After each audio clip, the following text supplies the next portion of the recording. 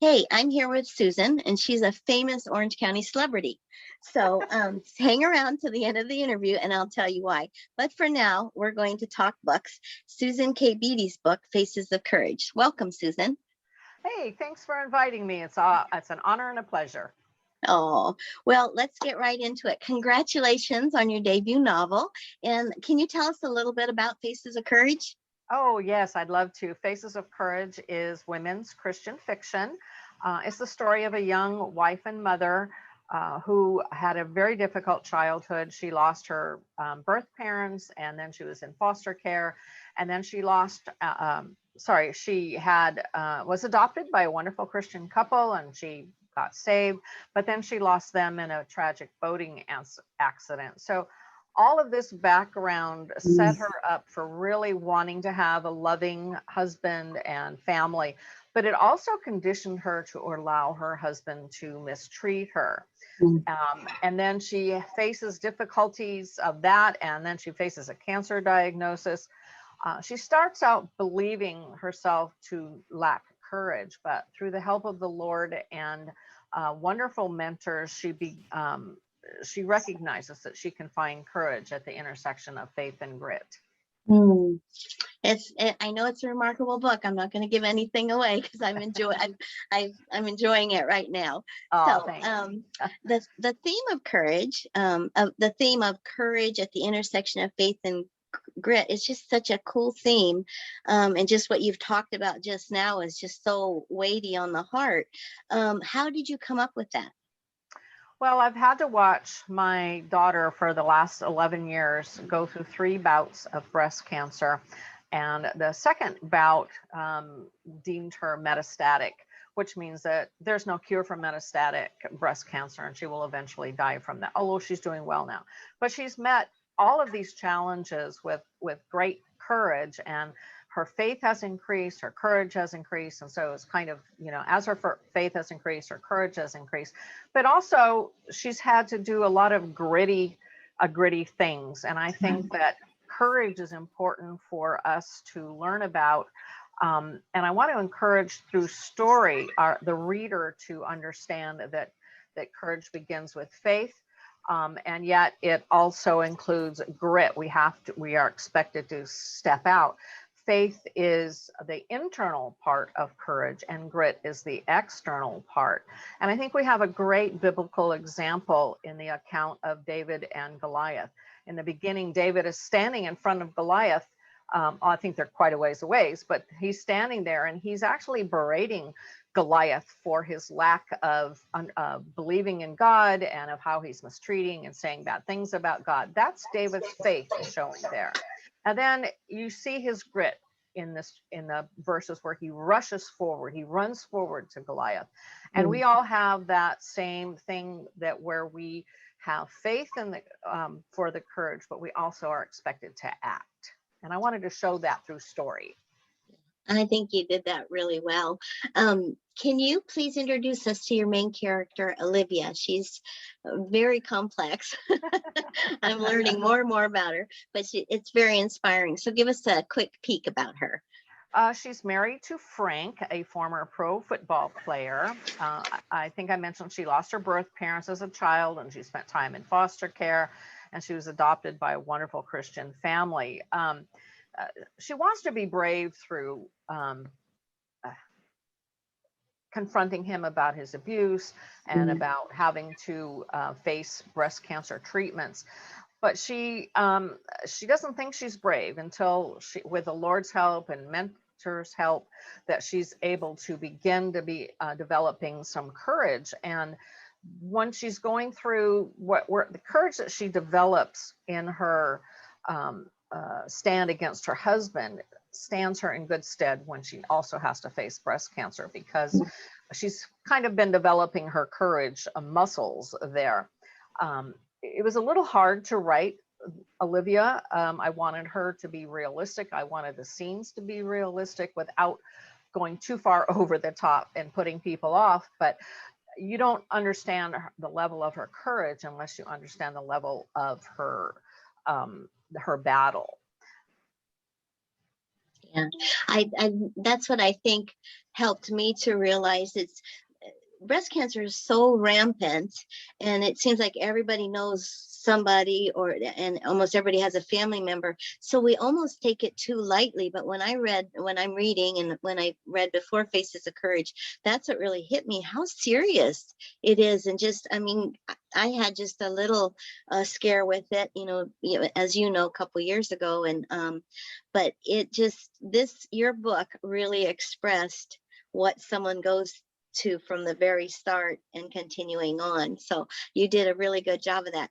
Obviously, you had to do a lot of research. So can you tell us about that process? Well, my daughter, since she's been going through it for 11 years, was my expert information research person. She read every scene that I had to write about breast cancer to see if is it realistic, is this what would really happen, is this what really did happen, how is the timeline, so she read everything and either gave her stamp of approval or said, no, mom, this isn't realistic. So we went back. And so it was wonderful. Wonderful to have her as an expert. Right. Unfortunately, not the reason that she was, but Yeah. I was glad that I was glad to have that to make it realistic. Yeah, yeah. Well, I was fortunate enough to see that video you made with her, and she's like her mom. She's quite the hero. And so I was really inspired by her. I think what she said that really hit me was, she said that obviously prayers is the most that anybody can do, but second, she said, support cancer research. And then what gripped my heart is, she says, that's what's keeping me alive. So I hope everybody gets a chance to see that. Is it up on your website, the video? Yes. Yeah, I'd have to go look. It's scheduled to be live this week. I'm not sure if Okay. it was today or tomorrow. But let me just say too that she's very, very opinionated about Pink October and all of those things, because those things trivialize breast cancer. They make it Oh, seem like it's not such a big deal, and all you yeah. have to do is have it detected early and you'll be fine. Well, she was detected very early and she was not She was fine. not fine. Yeah. So Yeah. we would really request people to make sure they know where any of their dollars are going for Good. too. Good. Okay. Well, the setting. We're going to talk about the setting now, because it's so lovely and you wrote it really well. So why did you choose that? Well, it takes place in Orange County, California, where I live.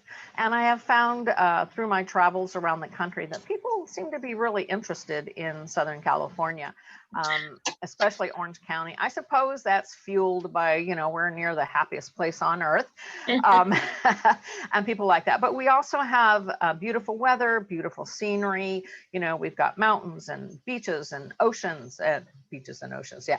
And Both. desert.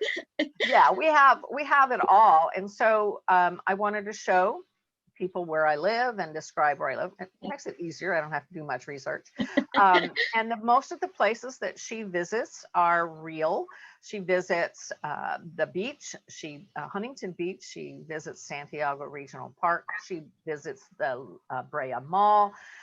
She visits Disneyland, of course, Mm. and she lives in a home that's called an Eichler home. It was designed by a famous architect named Eichler, and those houses are real. They are, however, not found, as far as I can tell, in the town that I put her in, the real town of Villa Park. So I had to take a little license with where her home is located. Yeah. Well, you do that well, and that's one of the liberties we have as authors, right? That's right. That's right. We can make things up, some things Make anyway. them up, yeah. But you do a good job keeping it accurate too. So this is your debut full-length novel. What else have you written? I have written a series called the Faces of Courage series, of which the novel is part. The first two books are novelettes, House of Courage and Isabel's Mission of Courage. And each of the main characters in those novelettes appear, although briefly, in Faces of Courage. And Olivia from Faces of Courage appears briefly in those two novelettes. I have another novelette coming out in September called Carmen's Journey of Courage. And Carmen is Olivia's best friend in Phases of Courage, although Carmen's story takes place before they actually meet. So it's sort of a prelude to that. I also released a devotional called Courage for Your Everyday Life, a flash fiction devotional, a little bit of cross between devotional and fiction. And which is my favorite. Oh, thanks. Well, they're all my favorite, but I shared with Susan before that I have bought.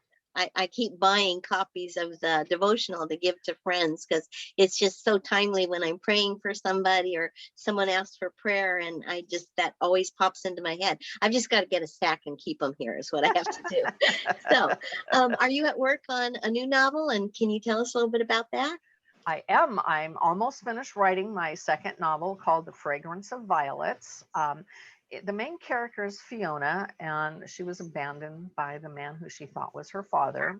And as an adult, she runs into him in a business situation. And she struggles with trying to forgive him. And he, the erstwhile father, Nason, is also a point of view character. And he struggles with guilt. He also struggles with does he really need to ask for forgiveness? He struggles with that. He's a new Christian, so he's struggling with a lot of things. So will they each forgive each other, and will they form a relationship beyond all of this? You'll just have to read it and find out. It will be released in May of next year. Well, I can't wait for that one too. So, well, hopefully I'll get it finished. You will. So, since I can't wait, can you tell us where we can find all your books? Yes, well, you can go to my website at Susan initial K Beatty at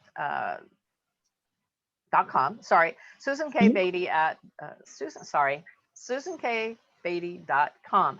And at that website, you'll be links to Amazon, Goodreads, BookBub. I'm adding links to Barnes and Noble since it should be on there pretty soon. So some of my books are on there already. So. Well, good. Well, thank you so much for joining us. I don't want you to go anywhere because I promised that I would tell you why Susan is a celebrity, and I wish I had a drum roll because she deserves it. Oh. Susan, you are a hero to many of us who homeschool in Orange County, and I'm sure you've heard that many times before, but all over the United States actually, and the world, Japan, and many years ago, Susan helped pioneer the homeschool movement, and she was it the co-founder of CHIA? I'm the co-founder of Christian Home Educators Association of California. Yeah, of which was like a lifesaver when I thought, when the thought of homeschooling first popped into my head, and I have to say it was a reluctant thought, but it worked well. And if it wasn't for CHIA, I don't know if I could have continued. God really used you and your organization. And here I am, 40 years later, or 30 years later, and I get to meet you in person. And not only that, you're a good friend and a good mentor to me. So thank you for that. Thank you for all of that. Yeah. So thank you, everybody, for joining us. And thank you, Susan. Don't forget to pick up Faces of Courage. So we'll talk books again. Bye. Bye.